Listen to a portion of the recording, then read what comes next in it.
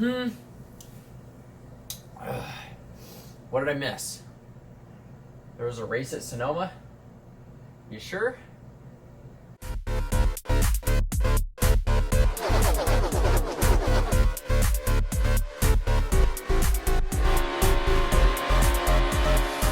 Hi everyone.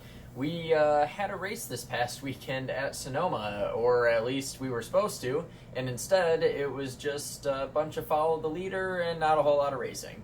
Everyone on Twitter kept talking about, oh my god, but there's so much bumping and banging through the field. Look at how the cars have damage on the front. Like, everyone kept talking about how, oh, look at all of the noses on the cars. They're mashed in. That means that there's great racing happening. See, Sonoma's awesome. But we really only had like two real leaders. We had William Byron, who won the pole, and then after he led every lap of the first stage, Martin Truex Jr., I think thanks to pitting or whatever, ended up leading from the pole to start stage 2, and then he held on to that for the entire rest of the race.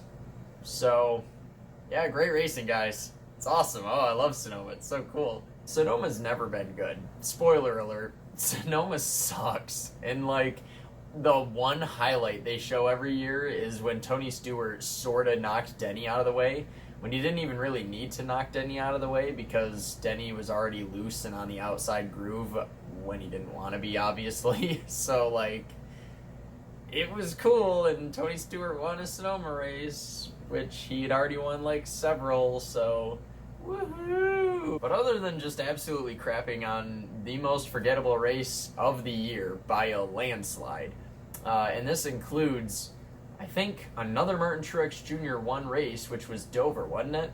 I think so. This dude, I swear to God, is the plague for NASCAR. Anytime he wins a race, it is somehow the most boring race I've ever seen in my life. I just don't understand what it is.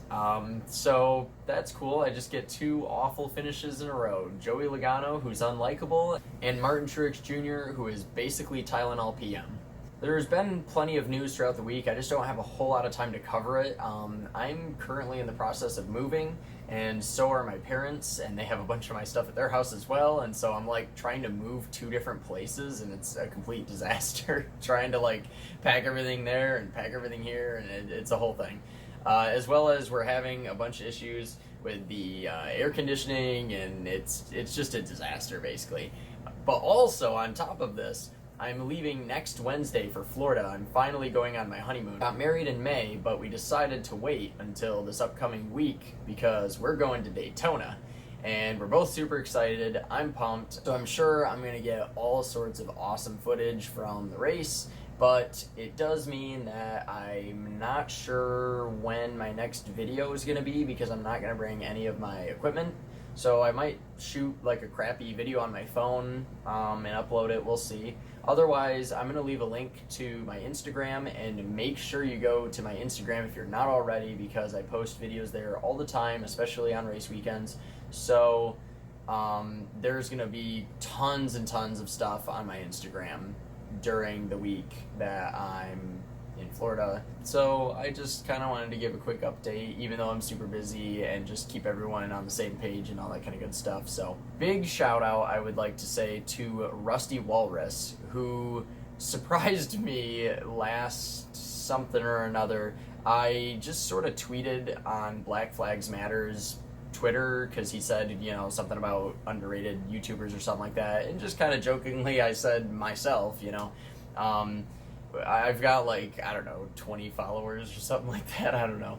And so it was really cool because Rusty Walrus followed me on everything and started posting really, really nice comments and just kind of being supportive, you know. He was pretty much just the best example of boys support boys, and I really appreciated that. So Rusty, if you see this, thank you, and I appreciate you. I'm hoping over time I can kind of get myself into the NASCAR YouTube community, you know. It seems like there's already a pretty good base of people. Everybody loves Eric, and Black Flags Matter seems to be pretty popular. Radman occasionally posts. I don't know if he does so much anymore. He's kind of off and on. and of course, Rusty Walrus, a lot of guys love.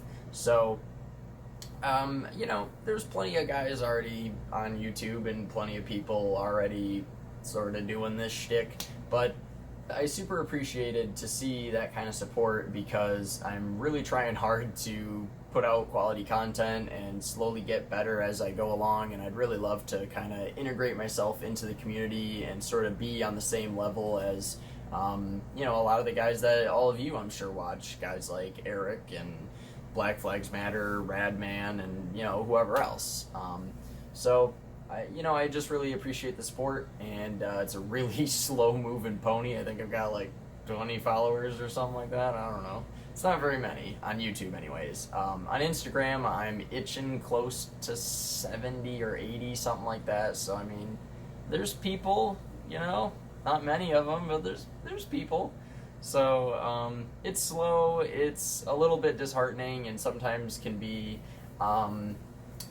It can sometimes be fairly discouraging, when you put in a ton of time and effort and hours editing and all that kind of good stuff, and then you see pretty much nobody watches your stuff. When you see less than 10 views, you're kind of like, okay, that's cool, I guess, and when you only have like 2 Twitter followers and stuff. But I mean, that's kind of where everyone else, I'm sure, started out as well. So super appreciate seeing guys start to kind of trying to help me out a little bit. It gave me a huge morale boost to just kind of see some level of support for something that I care super deeply about. So yeah, thank you. But that is it until whenever the next time is. Thanks for watching, and I will see you on Instagram and stuff.